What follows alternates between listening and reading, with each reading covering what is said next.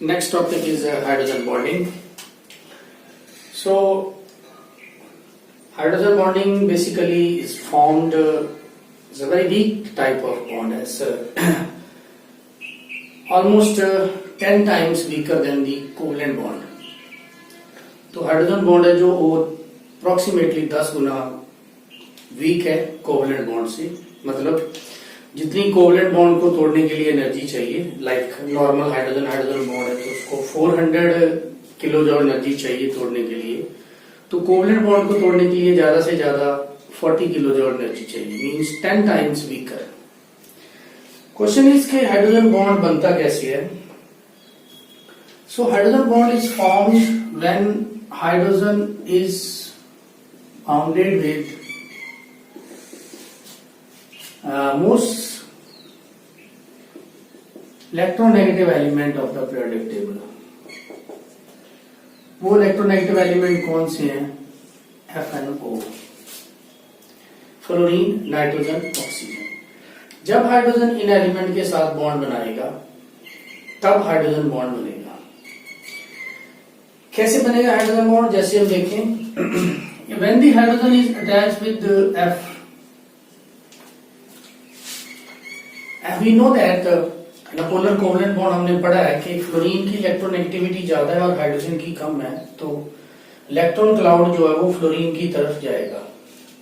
Means हमने last में पढ़ा था electron clouds that deviated more towards the, because fluorine has a more tendency to attract the electron cloud toward itself. तो उसकी वजह से फ्लोरीन के ऊपर चार्ज आ जाता है नेगेटिव, पार्शियल नेगेटिव, और हाइड्रोजन के ऊपर चार्ज आ जाता है पार्शियल पॉजिटिव. ये जो हाईली इलेक्ट्रोनेगेटिव एलिमेंट है, जब ये हाइड्रोजन, बिकॉज हाइड्रोजन की इलेक्ट्रोनेगेटिविटी है 2.1, जब ये बहुत ही स्ट्रांगली इलेक्ट्रोनेगेटिव एलिमेंट के साथ बॉन्ड बनाएंगे तब वो बॉन्ड पोलर होगा, हाईली पोलर, मतलब उसमें पोलराइजेशन होगी, एक एंड नेगेटिव दूसरा एंड पॉजिटिव, ऐसा होगा. जैसे ये आप HF देख रहे हो, F की इलेक्ट्रोनेगेटिविटी बहुत है, सबसे ज्यादा है, तो उसने इलेक्ट्रॉन क्लाउड अपनी तरफ खींच लिए तो उसके ऊपर पार्शियल नेगेटिव चार्ज आ गया. अब ये एक तरह का पोलर मॉलिक्यूल हो गया, इसमें पोल्स बन गए, ये नेगेटिव और ये पॉजिटिव. अब क्या है कि एक बीकर है, उसमें HF सोल्यूशन पड़ा है ना. HF हाइड्रोफ्लोरिक एसिड एक ऐसा एसिड होता है जिसमें ग्लास डिसॉल्व हो जाता है. अगर आप ग्लास का पीस डाल दोगे इसमें तो वो डिसॉल्व हो जाएगा. जैसे आपने देखा ग्लास के अंदर जो डिजाइन बनाते हैं, इचिंग कहते हैं उसको, ग्लास के अंदर जो फूल बने होते हैं ऐसे, तो वो इसकी वजह से HF यूज करके बनते हैं. अब ये ग्लास का पीस ऐसे लो, उसमें थोड़ा सा HF डाल दो और दूसरा ग्लास उसके ऊपर ऐसे रख दो, जहां जहां भी HF जाएगा वहां वहां डिसॉल्व हो जाता है वो, और वो बाहर से डिजाइन नजर आता है. बाकी अपनी मर्जी से भी हम इसको इचिंग के तौर पे इसको इस्तेमाल करते हैं. तो ये तो HF के कैरेक्टरिस्टिक्स हो गए कुछ. अब वापस HF पोलर बॉन्ड है, इसमें H पॉजिटिव है और F नेगेटिव. अब ऐसा ही सॉल्यूशन के अंदर ऐसा ही एक और मॉलिक्यूल भी पड़ा है, उसका भी ये पॉजिटिव है और ये नेगेटिव. एक और मॉलिक्यूल पड़ा है वहीं पे, है ना, उसका भी ये नेगेटिव है, ये पॉजिटिव है. जब ये मॉलिक्यूल एक दूसरे के क्लोज आएंगे, अब ये मॉलिक्यूल आपको लग रहे हैं जैसे डाइपोल हो, है ना, एक एंड नेगेटिव एक एंड पॉजिटिव, डाइपोल, है ना. तो अब क्या होता है कि इसका नेगेटिव एंड इसका पॉजिटिव एंड, इसमें एक वीक सी इंटरेक्शन आ जाती है, बहुत ही वीक. मैं डॉटेड लाइन से रिप्रेजेंट कर रहा हूं. इसका नेगेटिव इसका पॉजिटिव, इसमें भी एक वीक सी, इसका आगे है ना, ऐसे आगे कोई है, इसका इधर. तो ये जो डॉटेड लाइन है, जो वीक इंटरेक्शन है, one and negative end of one molecule and positive end of other molecule, तो इसी को ही बोलते हैं हम हाइड्रोजन बॉन्ड. ये जो बॉन्ड है HF के बीच में, ये तो हमारा है कोवलेंट बॉन्ड, जो हमें पता है, polar covalent bond, highly polar. और ये डॉटेड लाइन है, वो है हमारा हाइड्रोजन बॉन्ड. तो this is hydrogen bonding. Hydrogen bonding से क्या होता है, एक चीज आप यहाँ पे नोट कर रहे हो, मॉलिक्यूल जो है वो एक दूसरे के पास पास रहते हैं, चाहे कम ही सही, लेकिन इंटरेक्शन तो है. ये मॉलिक्यूल की इसके साथ इंटरेक्शन है, चाहे वो बहुत वीक है, लेकिन हाइड्रोजन बॉन्डिंग मॉलिक्यूल को एक साथ रखता है, एसोसिएशन, दूर नहीं जाने देता. HF मॉलिक्यूल हम ये नहीं कह सकते कि they are independent, they are bounded with each other with a very weak force. तो ऐसे अगर वो एसोसिएशन कॉज करता है हाइड्रोजन बॉन्डिंग, तो उससे कुछ प्रॉपर्टी भी चेंज होती होंगी, आगे हम करेंगे कहां कहां इफेक्ट करेगा ये। अब दूसरा, जैसे अब देखो नाइट्रोजन है, नाइट्रोजन और हाइड्रोजन का बॉन्ड किस में होता है? अक्सर हमने देखा है अमोनिया में, अमोनिया लिक्विड फॉर्म में है। तो अब अमोनिया की ये नाइट्रोजन नेगेटिव हो गई, ये भी पॉजिटिव है, ये भी पॉजिटिव है, ये भी पॉजिटिव है, और 3 are polar bond, covalent bond. अब इसके पास ही कोई दूसरा हमारे पास आ जाता है, सपोज ये लो, ये दूसरा अमोनिया मॉलिक्यूल एक दूसरा आ गया, इसमें भी पोलराइजेशन है, ये पॉजिटिव, ये नेगेटिव, ये पॉजिटिव, ये पॉजिटिव। एक और मॉलिक्यूल आ जाता है नेगेटिव पॉजिटिव। तो अब इसका भी देखो, एक एंड पॉजिटिव, एक एंड नेगेटिव। इस अमोनिया का नेगेटिव इस पॉजिटिव के साथ क्या बना लेगा? Weak bond. इसका नेगेटिव उसके साथ क्या बना लेगा? Weak bond. ऐसे ये आगे चलता रहेगा ना, ये भी बनाएंगे आगे आगे बॉन्ड। मैंने दिखाया सिर्फ एक बार एक साइड पे है। तो इसी को डॉटेड लाइन को कहते हैं हाइड्रोजन बॉन्ड। वाटर, ऑक्सीजन देखें अब, ऑक्सीजन में भी क्या है? हाइड्रोजन है ना, ऐसे। तो ये ऑक्सीजन है नेगेटिव और ये है पॉजिटिव, ये भी पॉजिटिव। अब ऐसा ही एक वाटर मॉलिक्यूल और आ गया यहाँ, तो इसमें ये नेगेटिव, ये पॉजिटिव, ये पॉजिटिव। एक मॉलिक्यूल और आ गया यहाँ, है ना, ये नेगेटिव, ये पॉजिटिव, ये पॉजिटिव। अब इंटरेक्शन किसमें होगी? अब देखिए, इसका जो है वो नेगेटिव एंड उसका positive end, there is interaction. इसका नेगेटिव, उसका पॉजिटिव, देयर इज इंटरेक्शन। तो इसी को कहते हैं हम हाइड्रोजन बॉन्डिंग। तो हाइड्रोजन बॉन्डिंग के लिए कंडीशन क्या हो गया हमारा? फर्स्ट थिंग इज कि हाइड्रोजन तो होना ही चाहिए। Second is hydrogen must be attach with the most और highly electronegative element, fluorine, chlorine and fluorine, nitrogen and oxygen. Third is जो इलेक्ट्रोनेगेटिव एलिमेंट है उसका साइज भी स्मॉल होना चाहिए। जैसे आप देखो क्लोरीन है, क्लोरीन के केस में क्लोरीन की इलेक्ट्रोनेगेटिविटी और नाइट्रोजन की इलेक्ट्रोनेगेटिविटी सेम है ना? इस नाइट्रोजन की और क्लोरीन की दोनों की इलेक्ट्रोनेगेटिविटी वैल्यू सेम है, बट क्लोरीन है जो वो हाइड्रोजन बॉन्ड नहीं बनाता, बिकॉज क्लोरीन का साइज बड़ा है। साइज भी स्मॉल होना चाहिए, इलेक्ट्रोनेगेटिविटी ज्यादा और साइज स्मॉल। तो हमारे पास सिर्फ 3 ही एलिमेंट हैं मोस्ट इलेक्ट्रोनेगेटिव जो हाइड्रोजन बॉन्ड बनाते हैं, जिस केस में हाइड्रोजन बॉन्डिंग जो है वो बनती है। और मैंने बता ही दिया कि हाइड्रोजन बॉन्ड जो है वो अबाउट 10 टाइम्स वीकर होता है कोवलेंट बॉन्ड से। और लेकिन ये प्रॉपर्टी को इफेक्ट करेगा। कैसे इफेक्ट करेगा? आप देखिए, जैसे हमारे पास एक है वाटर, इसी का जो दूसरा मेंबर होता है ऑक्सीजन फैमिली का, वो है सल्फर। तो सल्फर का हाइड्राइड हो जाता है H2S, वाटर का हाइड्राइड, ऑक्सीजन का हाइड्राइड हो जाता है वाटर। तो आप दोनों की फिजिकल स्टेट सोचिए क्या होगी। वाटर जो है वो लिक्विड होता है, तो सबने देखा ही है। और H2S की फिजिकल स्टेट, H2S गैस होती है, रॉटन एग लाइक इसका जो स्मेल होती है, तो ये गैस है। तो अब देखोगे इन दोनों में फैमिली दोनों की सेम है ना? ग्रुप नंबर 16 में ही ऑक्सीजन है, 16 में ही सल्फर है, लेकिन उसका जो हाइड्राइड है उनका नेचर अलग है। ये हाइड्रोजन बॉन्डिंग की वजह से है। H2O में हाइड्रोजन बॉन्डिंग होती है, ये देखो आप नीचे, लेकिन H2S में हाइड्रोजन बॉन्डिंग पॉसिबल नहीं है, बिकॉज सल्फर का साइज भी बड़ा है, इलेक्ट्रोनेगेटिविटी भी कम है। इतना पोलर बॉन्ड ये बन ही नहीं पाता कि उसमें हाइड्रोजन बॉन्डिंग हो जाए। तो अगर हाइड्रोजन बॉन्डिंग H2S में नहीं है, इसका मतलब उसके molecule independent, they can move anywhere, है ना? When they can move anywhere, that state of matter is called gaseous state. But water में हाइड्रोजन बॉन्डिंग है, मैंने बताया था हाइड्रोजन बॉन्डिंग क्या करेगी, बहुत ही वीक है, लेकिन फिर भी ये इन मॉलिक्यूल्स को एसोसिएट करती है, इकट्ठा रखती है। तो ये मॉलिक्यूल इंडिपेंडेंटली मूव नहीं कर सकते, इसीलिए वाटर जो है वो लिक्विड है। देखिए, ये बहुत ही इंपॉर्टेंट कैरेक्टरिस्टिक है। हाइड्रोजन बॉन्डिंग का इफेक्ट फिजिकल स्टेट पे कैसे पड़ता है। ओके, नेक्स्ट इज हम कर रहे हैं इसमें टाइप्स ऑफ हाइड्रोजन बॉन्डिंग।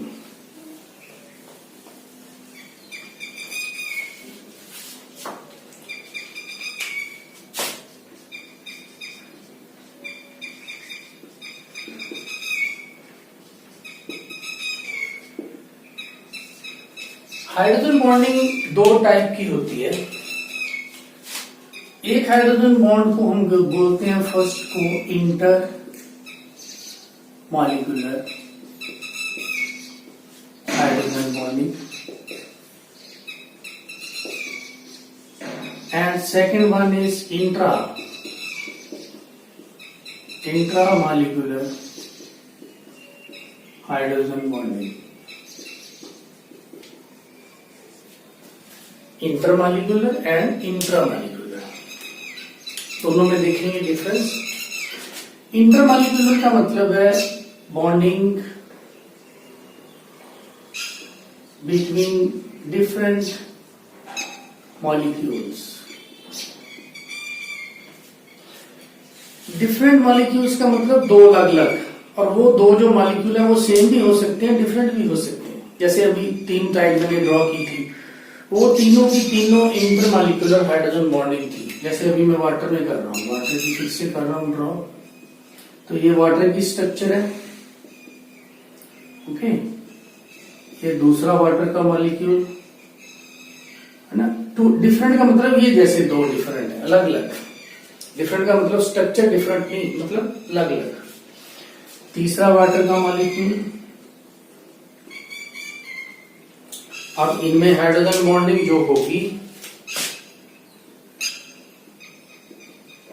ये, इसकी वजह से मैंने बताया ना अभी कि ये लिक्विड है, और इसकी वजह से एक और प्रॉपर्टी बता दूं मैं, H2S H2O का बॉइलिंग पॉइंट इतना ज्यादा क्यों है H2S से, तो वो भी इसी की वजह से, क्योंकि बॉइलिंग पॉइंट तीन फैक्टर्स हैं, एक तो फिजिकल स्टेट, एक बॉइलिंग पॉइंट, और तीसरा सॉलिबिलिटी, जिसको ये इफेक्ट करती है हाइड्रोजन बॉन्डिंग। कोई भी चीज सॉल्युबल क्यों है, वो हाइड्रोजन बॉन्डिंग की वजह से। जैसे मान लो ये जो हाइड्रोजन बॉन्डिंग अभी धीरे धीरे मैं बताऊंगा साथ साथ ही, तो ये जो आपको नजर आ रही है बॉन्डिंग, ये हाइड्रोजन बॉन्डिंग है between the different water molecules. आप देख रहे हो, ये एक वाटर मॉलिक्यूल है, ये दूसरा वाटर मॉलिक्यूल, और ये तीसरा वाटर मॉलिक्यूल। इनके बीच में जो हाइड्रोजन बॉन्डिंग है इसको बोलते हैं inter molecular. Inter means interstate, like interstate competition है ना, डिफरेंट स्टेट। और जरूरी नहीं है कि ये सेम ही हो, ये डिफरेंट भी हो सकता है। जैसे आपने क्या किया, अमोनिया और वाटर डाल दिया अमोनिया में, अमोनिया भी लिक्विड स्टेट में है ना, तो वाटर भी यहां पे करके उसके साथ भी ये हाइड्रोजन बॉन्ड बना लेगा। नाइट्रोजन, अब देखो इसमें भी हाइड्रोजन बॉन्डिंग है, ये भी इंटरमॉलिक्यूलर है, लेकिन इसमें मॉलिक्यूल डिफरेंट है। अमोनिया है, बीच में वाटर, और फिर अमोनिया, फिर वाटर। तो ये सॉल्युबिलिटी का कंसेप्ट यहाँ आ जाता है। अमोनिया वाटर में सॉल्युबल है, वाई, क्यों? तो उसका रीजन है हाइड्रोजन बॉन्डिंग। हाइड्रोजन बॉन्डिंग से मिसिबिलिटी हो जाती है, एक दूसरे मॉलिक्यूल इंटरेक्शन में आ जाते हैं। जैसे आप देख रहे हो अमोनिया और वाटर जो है उनके बीच में हाइड्रोजन बॉन्डिंग हो गई, तो वो एसोसिएशन में आ गए, तो सॉल्युबिलिटी होगी उसकी। तो ये दोनों ही टाइप आप जो देख रहे हो, ये इंटरमॉलिक्यूलर हाइड्रोजन बॉन्डिंग की एग्जांपल है। इसमें आपने देखा कि सेम टाइप के मॉलिक्यूल्स भी हो सकते हैं, हम water water water, ammonia ammonia ammonia, like that. और डिफरेंट टाइप के वाटर मॉलिक्यूल भी हो सकते हैं, like ammonia water, like this. लेकिन मॉलिक्यूल अलग अलग होने चाहिए। तो अब इंटरमॉलिक्यूलर हाइड्रोजन बॉन्डिंग क्या होती है, यही भी बता रहा हूं। इंटर होती है between two parts of same molecule. अब इसमें मॉलिक्यूल एक ही होगा, उसके दो पार्ट्स होंगे अलग अलग। अब ये पार्ट्स कैसे होंगे ये मैं बता रहा हूं, इसकी एग्जांपल लेके। जैसे आप हमारे पास एक स्ट्रक्चर है बेंजीन, और ये इसको फिनोल बोलते हैं, हम ऑर्गेनिक केमिस्ट्री में पढ़ेंगे भी। और यहां पे ग्रुप लगा रखा है नाइट्रो, ऐसे, तो इसको बोलते हैं ऑर्थो नाइट्रोफिनोल। इसका ये नेम है। ऑर्थो का मतलब होता है 1 2 पोजीशन। ठीक है। और एक इसके कॉरस्पॉन्डिंग मैं और स्ट्रक्चर बना रहा हूं। अब देखो इसको बोलेंगे para. This is your para nitrophenol. ये इसलिए रखा है because we are going to compare inter and intramolecular hydrogen bonding. तो आप देखो इसमें ये ऑर्थो और पैरा दोनों आपको नजर आ रहे हैं। ये एडजेसेंट पोजीशन ऑर्थो होती है, अगर यहाँ लगा हो तो 1,3 मेटा बन जाती है, अगर 1,4 हो तो पैरा।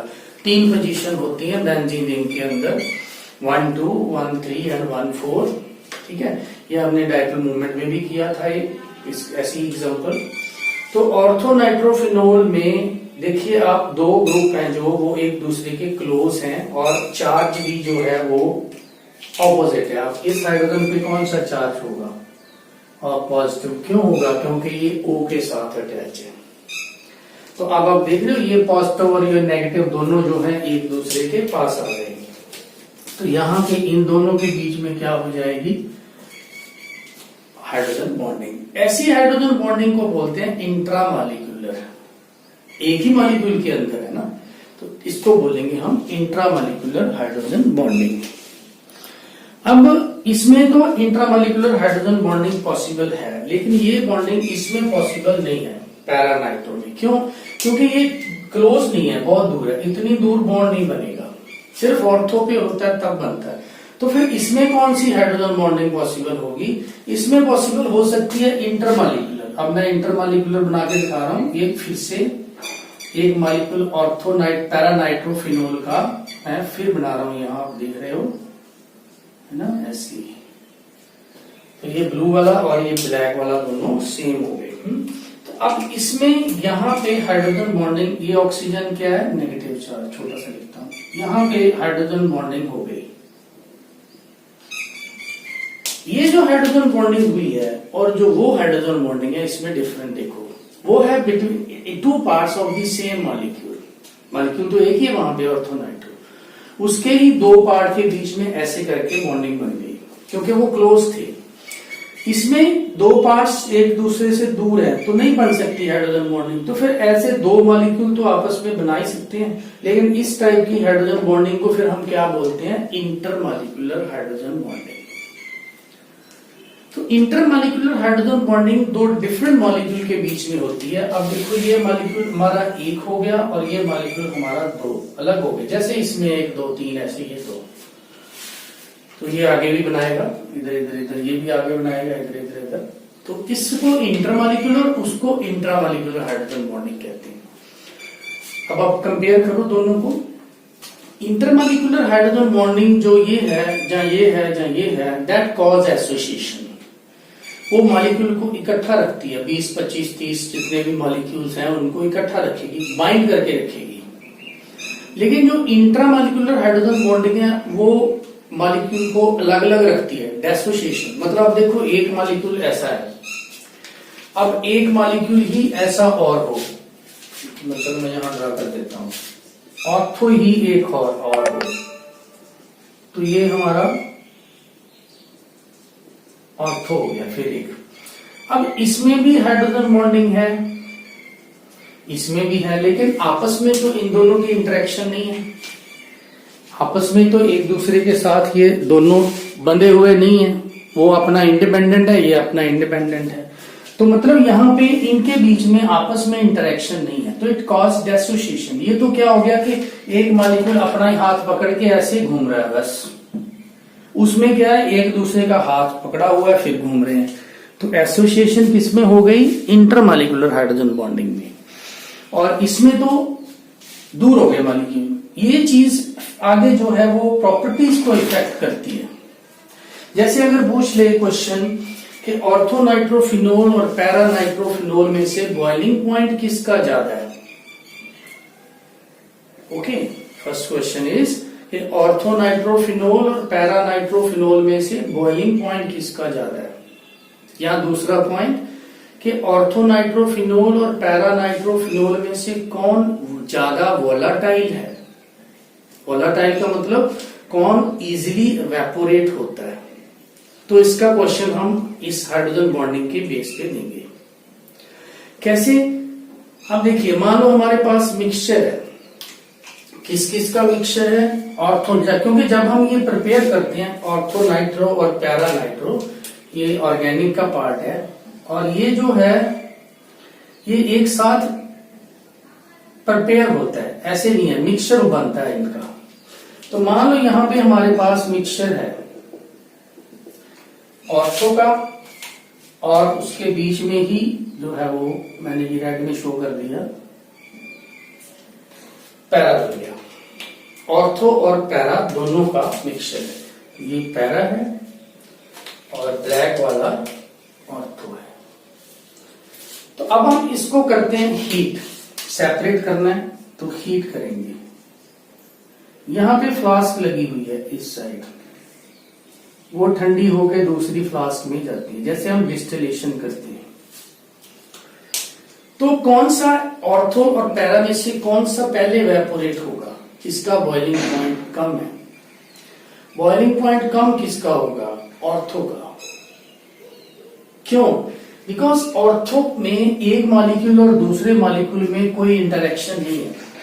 पैरा ने एक मॉलिक्यूल को दूसरे ने पकड़ के रखा दोनों साइड से, तो पैरा को इवेपोरेट करने के लिए, उसको वेपर फेस में ले जाने के लिए हमें एक्स्ट्रा एनर्जी देनी पड़ेगी to break this bond, intermolecular hydrogen bonding. तो इसका मतलब इसका बॉइलिंग पॉइंट ज्यादा है, तो ये इजिली इवेपोरेट नहीं होगा। जब आप हीट करोगे तो यहां से कौन सा इवेपोरेट होगा आपका? पहले ऑर्थो, ऑर्थो इवेपोरेट होके आपका यहां चला जाएगा, और धीरे धीरे पीछे क्या बच जाएगा? पैरा। इसको कहते हैं डिस्टिलेशन। तो क्वेश्चन दोनों का आंसर हमें मिल गया। Which is more volatile? हम कहेंगे ऑर्थो, बिकॉज उसमें इंट्रामॉलिक्यूलर हाइड्रोजन बॉन्डिंग है। ईच मॉलिक्यूल, अब इसमें से मान लो 50 मॉलिक्यूल बैठे हैं ऑर्थो के, कोई भी मॉलिक्यूल आसानी से वेपर फेस में जा सकता है, क्योंकि उसका दूसरे के साथ तो कोई लेना देना नहीं, बॉन्ड नहीं है। लेकिन अगर पैरा को जाना होगा तो वो दूसरों के साथ बॉन्ड तोड़ के जाएगा, और तोड़ने के लिए क्या चाहिए? हीट एनर्जी चाहिए हमें, तो ज्यादा एनर्जी लगेगी। इसका मतलब बॉइलिंग पॉइंट है जो एस्केपिंग टेंडेंसी किसकी ज्यादा होगी? ऑर्थो की, क्योंकि उसका बॉइलिंग पॉइंट कम है। ऐसे जो क्वेश्चंस है वो हम इंट्रा और इंट्रामॉलिक्यूलर के बेस पे एक्सप्लेन करते हैं। अब अगर देखा जाए ऑर्थो, इंट्रा और इंटर में से स्ट्रॉन्ग कौन है, तो हम कहेंगे स्ट्रॉन्ग है हमारा इंट्रामॉलिक्यूलर हाइड्रोजन बॉन्डिंग। इंटर तो टूट जाएगा आसानी से, इसको तोड़ना, ये इवेपोरेट हो जाएगा, इधर आ जाएगा, लेकिन बॉन्डिंग अभी भी है, हाइड्रोजन बॉन्डिंग अभी भी है। और पैरा तब तक नहीं इवेपोरेट हो सकता जब तक इसकी ये बॉन्डिंग टूटती नहीं, क्योंकि ये बॉन्डिंग जो है that is between the one molecule like this, और ये जो बॉन्डिंग है intermolecule that is between the two. ये नाराज हो गया, ये नाराज हो गया, टूट गई, इजीली टूट जाएगी। तो which is stronger than intermolecular and intramolecular? That is the answer is intramolecular is stronger. Okay, तो हाइड्रोजन बॉन्डिंग के बेस पे कौन कौन सी प्रॉपर्टीज हैं जो हम स्टडी करते हैं, मैंने बता दिया था। First is the boiling point, second is the solubility. Okay, solubility भी बढ़ जाती है जब हाइड्रोजन बॉन्डिंग होती है। ओके, फिर हाइड्रोजन बॉन्डिंग से क्या है? डेंसिटी, विस्कोसिटी, सब इस पे इफेक्ट करती है ना। डेंसिटी वगैरह, डेंसिटी बढ़ जाएगी जब हाइड्रोजन बॉन्डिंग स्ट्रांग है, तो उसकी डेंसिटी भी जो वो भी बढ़ जाती है। और चौथा है फिजिकल स्टेट, जैसे मैंने एक एग्जांपल दी थी वाटर और H2S की, वाटर जो है ऐसे ही, वाटर जो है वो लिक्विड है और H2S जो है वो गैस है। ये प्रॉपर्टीज को इफेक्ट करती है हमारी हाइड्रोजन बॉन्डिंग। तो ये टॉपिक था हमारा हाइड्रोजन बॉन्डिंग। दो टाइप की हाइड्रोजन बॉन्डिंग हमने पढ़ ली, इंटरमॉलिक्यूलर और इंट्रामॉलिक्यूलर। एग्जांपल देखी उसकी और देख लिया कहाँ कहाँ कौन कौन सी प्रॉपर्टीज को ये इफेक्ट करेंगी। ओके, ऐसे ही अब अगर वाटर में देखो ना, तो वाटर की डेंसिटी, आपने सुना होगा कि वाटर की डेंसिटी जो है वो 4 डिग्री सेल्सियस पे मैक्सिमम होती है। वाटर की डेंसिटी हम लेते हैं अक्सर न्यूमेरिकल में 1, लेकिन डेंसिटी ऑफ वाटर जो है वो होती है 1 ग्राम पर centimetre cube at 4 degree Celsius. अगर 4 से कम या ज्यादा है नॉर्मली, वो डेंसिटी होती है 0.997।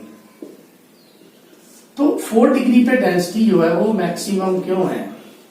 क्योंकि आपने स्ट्रक्चर की होगी, आइस की स्ट्रक्चर में क्या होता है, एक ऑक्सीजन के 4 बॉन्ड होते हैं, 2 वो हाइड्रोजन बॉन्ड बनाती है ऐसे, और 2 वो बनाती है क्या, कोवलेंट बॉन्ड। ठीक है, ऐसे करके ये देखिए, ये ऑक्सीजन, ये बॉन्डिंग हाइड्रोजन, ये कोवलेंट, ये कोवलेंट, आगे फिर ये ऐसे करके बनाएगी ऑक्सीजन, ये भी हाइड्रोजन, और 2 फिर इसमें बना देगी। तो इसमें एम्प्टी स्पेस होती है, that is called a vacant space. This is the structure of ice, like there is an empty space between the molecules in this structure of, यहाँ पे आगे उसकी बॉन्डिंग आ जाएगी ना, ऐसे करके अगर आप आगे एक्सटेंड करना चाहते हो। तो जब हम वाटर को हीट करेंगे, ये आइस है हमारी, आइस के अंदर वेकेंट स्पेस होती है। वैसे भी आपने देखा कि कोई कंटेनर आप वाटर से फिल करके ऊपर रखो फ्रीजर में, जब वो आइस बन जाएगा थोड़ा सा ऊपर से उसकी सरफेस उठ जाती है ना।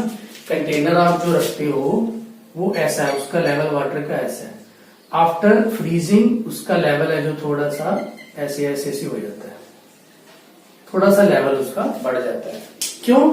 उसमें खाली जगह क्रिएट होगी, एम्प्टी स्पेस। अब हमें वाटर को करना है हीट, तो वाटर को जब हम हीट करेंगे, like 1 degree 2 degree 3 degree like that, तो इसको हीट देंगे धीरे धीरे। जैसे ही हीट देंगे तो 1 डिग्री 2 डिग्री 3 डिग्री, क्योंकि ये बॉन्ड वीक है, ये हाइड्रोजन है, ये भी हाइड्रोजन है, ये भी हाइड्रोजन है, ये भी हाइड्रोजन है, कमजोर है बॉन्ड, इनको तो थोड़ी सी एनर्जी, 2 टूट जाएंगे। तो 2 डिग्री किया, कुछ टूट गया, 3 डिग्री किया, 4 डिग्री तक ये बॉन्ड जो है वो सबके सब हाइड्रोजन बॉन्ड है जो वो टूट जाते हैं। बॉन्ड टूट जाने के बाद क्या होता है, ये स्ट्रक्चर कोलैप्स हो जाती है ऐसे। जब कोलैप्स होगी तो ये वाटर मॉलिक्यूल के मैक्सिमम क्लोज आ जाएगा। तो जब क्लोज आ जाएगा तो इसका मतलब वो डेंसिटी बढ़ गई, सभी वाटर मॉलिक्यूल एक दूसरे के क्लोज आ गए, तो डेंसिटी तब मैक्सिमम होती है 4 डिग्री पे 1। जो ही जैसे ही हमने 4 डिग्री से टेम्परेचर को इंक्रीज किया 5 6, तो जब एनर्जी मिलेगी मॉलिक्यूल को, तो वो मॉलिक्यूल दूर जाना शुरू हो जाते हैं, because they get energy, kinetic energy, they starts moving away, और when they starts moving away density decrease होकर कितनी हो जाती है 0.997। तो वाटर की नॉर्मल डेंसिटी रूम टेम्परेचर पे 0.997 होती है, लेकिन 4 डिग्री पे मैक्सिमम होती है। That is because of this breaking of hydrogen bonding in ice, there are hydrogen bonding, and when we heat, hydrogen bonding breaks and structure get collapsed. When it collapsed, molecules become maximum close to each other. So this is all about the hydrogen bonding.